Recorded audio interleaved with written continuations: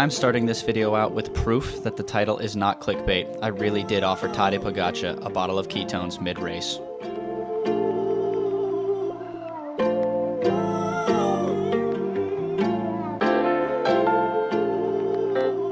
I'm here in northern Italy, courtesy of my sponsor, Ketone IQ, and one of their partners, Team Visma Lease Bike, one of, if not the best World Tour cycling teams in the world. I'm here to spectate Stage 20 of the Giro d'Italia, where the riders will scale this mountain, Monte Grappa, twice, after 3 weeks of brutal racing already in the legs. Our story starts in Mestre, a town on the mainland off of which the island of Venice sits. While I was here to watch a bike race, the first thing to do was check out the local food scene.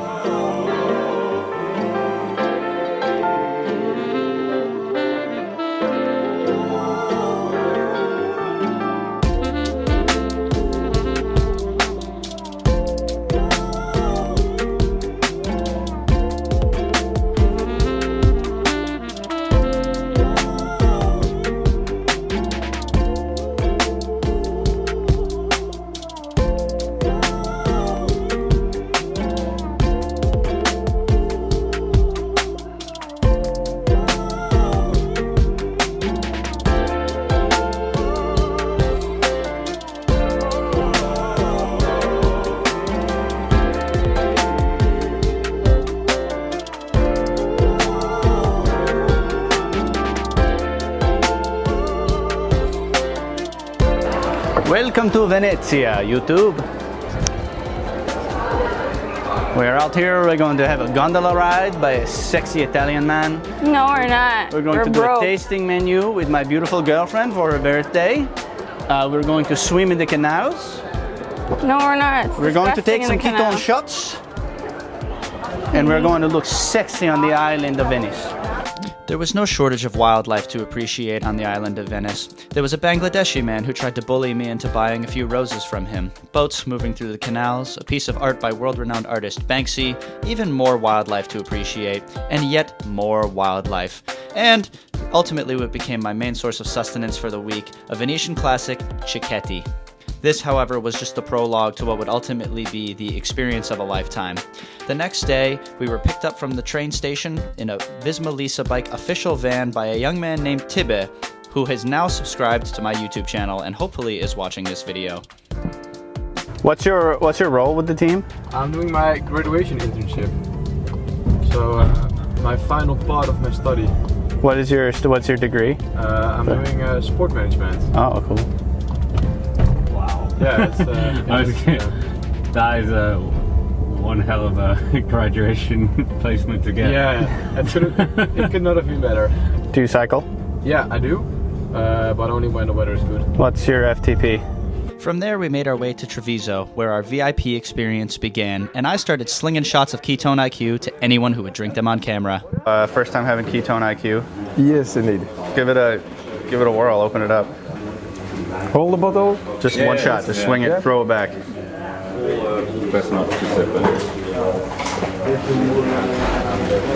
Special taste. It works. It's like A bit of context here. I mentioned before that Visma Lease Bike is one of the best World Tour cycling teams in the world, yet in this Giro d'Italia they were down to just 4 of their original 8 riders. Their sprinter, Olav Koy, who had already won a stage earlier in the race, exited with a broken hand after a nasty crash, and their main GC contender, Kian Utebrooks, got sick, along with 2 other domestiques who also exited the race early. All right, YouTube, we are out here at the Team Visma Lease Bike Hotel, where they're getting everything ready. They're putting the bikes on top of the cars, just team cars. There's the team bus, there's the team kitchen bus. It is a very professional setup here. I feel very in the way, like influencing filming stuff. But anyway, really awesome start to the day. The stage hasn't even started yet. We're just kind of checking out what they do beforehand. Jeff from NorCal Cycling. Some of you guys might notice him. We are out here at the Team Visma Lease Bike Hotel, and we have access to their bikes. You want to run us through a little gear check? What are you just looking at the there are a bikes? couple of surprising things. For one, it's obviously a big climbing day, and they're all on the aero bikes except for one of the riders, it looks like over there, is on the R5, the rest of the S5. But then the other thing that surprised me, so they're running big gears, they're pros, that makes sense. 54-41s. Crank length was interesting. They were all 175s except for I think one rider was on 170s. So the trend in crit racing that I do is to go lower so you don't do a pedal scrape. But it looks like a lot of the pros are running longer cranks. So that kind of surprised me. This position was kind of wild too. If you see the saddle all the way forward and the long stem, so Eduardo Fini is over the bottom bracket quite a bit. And you have to remember, these guys are riding like 6 hours a day, right? That's a lot of pressure on your hands for 6 hours a day. His position's very optimized. He's very good at core strength and holding that position.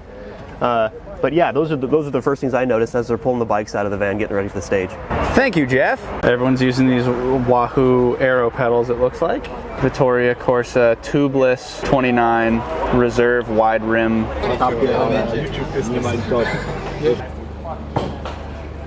It's not an easy ride to the end of this Giro. It's really a hard stage today. I mean the second half of the stage for sure. I think today there's no doubt that Pogacar will try to show one more time who's the best in this race. I agree with Adi. It's a very hard climb, 18 kilometers, and I think it's like 1500 altitude meters in one climb. Eh? We make 5 meals a day, and it's all measured and calculated, and so it's a lot of work to get the right portion for each guy. And we weigh everything and we calculate the evaporation, and that's also really important because sometimes you cook the pasta longer and it has to be calculated. And so it's not just cooking, opening the fridge and see what you can do. It's really like almost science, and everything in the computer, and they open their app and they see exactly what they can eat. And for them it's really nice because they never eat too much and they never eat too less. So they know the recovery is the best they can have. You're holding a box of ketones. Do the riders really take that? The riders really take that. At the end of some stages, they take it for the recovery for the next day. So it's primarily a recovery tool. They wouldn't be taking it before the stage? No, especially after the stage. So yeah, directly after the stage and with dinner also. Can you tell us how much they take or no? They take. Hello everyone, Eduardo Fini here from Team Visma Leisure Bike. Well, it was a good Giro. We won a stage, but we also lost 4 of 8 riders, so yeah, it was a bit of up and down roller coaster. How are you feeling about today? Yeah, it's going to be a hard day. One last push in the mountains, and then tomorrow we go to Roma. What was your original role with the team, and how has that changed with all of the injuries and sickness? So I was meant to be part of the lead out for Olaf, and then protecting Kian in the mountains. It's actually before the mountains, because then it was up to him.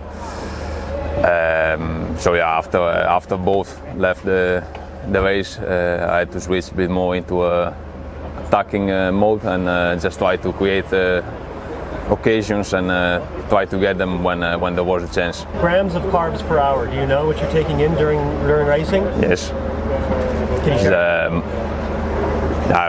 On a normal day is 90 grams per hour, and when we have a specific day like today where we know it's going to be a really hard race, we go up to 120. That stuff you're holding in your hand, do you really take that?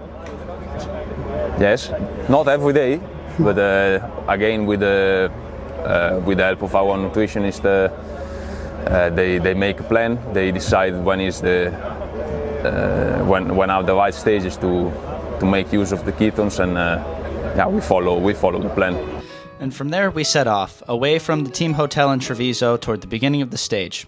We got to ride in one of the team cars in the Visma Leisa Bike convoy towards El Pago, a town nestled in the foothills of the Dolomites where stage 20 of the Giro d'Italia was set to start. The scenery became more and more beautiful, but also very mountainous, so you could tell it was setting up for an extremely hard day of cycling.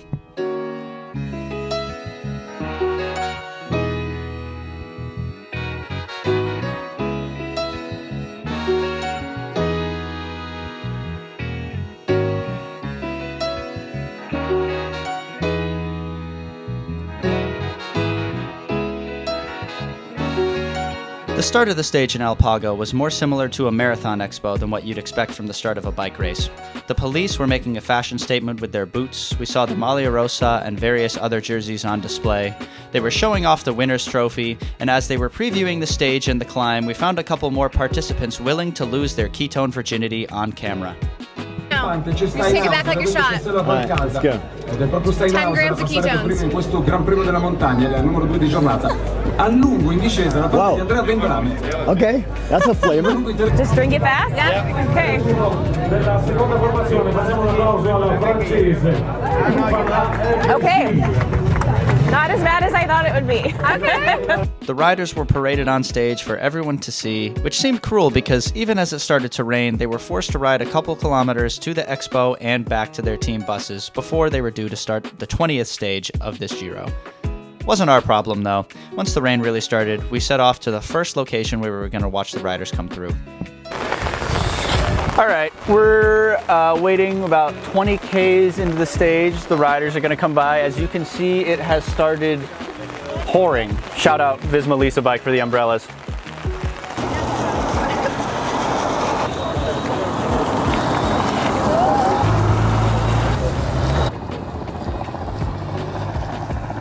After a long wait, we saw the first riders of the breakaway come through, and then a couple minutes after that, the main chunk of the peloton.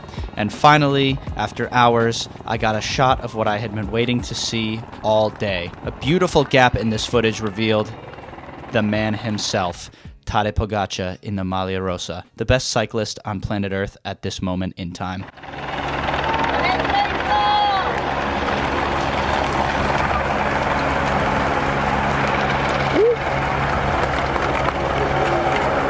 From there, we drove through narrow European roads to our final spectating location of the day, Monte Grappa itself.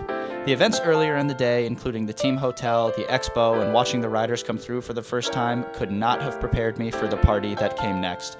What I witnessed over the next few hours on Monte Grappa surpassed every expectation I ever had for this bike race. We are on the top of about 3 kilometers from the top of Monte Grappa, which is the climb they're doing today twice. It's 18 Ks. Sorry. It's 18 Ks at 8% average. Really, most of it is like 10 to 12%. There's like 20 switchbacks. Oh, wait. God. Italian people got no respect. They do this climb twice. It's going to take them an hour or a little bit more. We're about 3 Ks from the top right now. We drove up and it was absolutely insane. There were people walking up, biking up, and again, we're like 15 Ks up the climb right now and it was lined with people the entire time. I am honestly like in awe at how big of an event this is. There are people who are drunk as DJs playing music on the side of the road, everybody's camping out, partying. It's insane. It's a whole festival. And this happens for, I guess, 21 days across Italy. And I bet the tour is even bigger. So this is nuts. And it's gorgeous. The scenery here is insane. What an experience.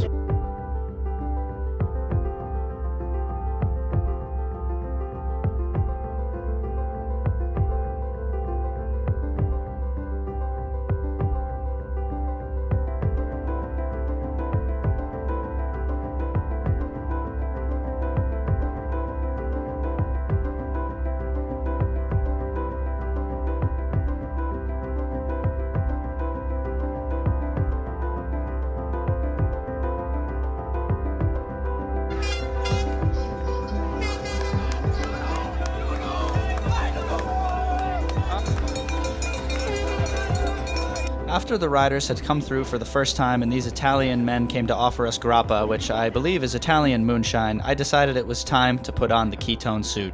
Here's Kiera from Ketone IQ helping me. I got a couple of practice runs in, and then I'll just leave you guys with this beautiful clip and this original piece of music to end the episode.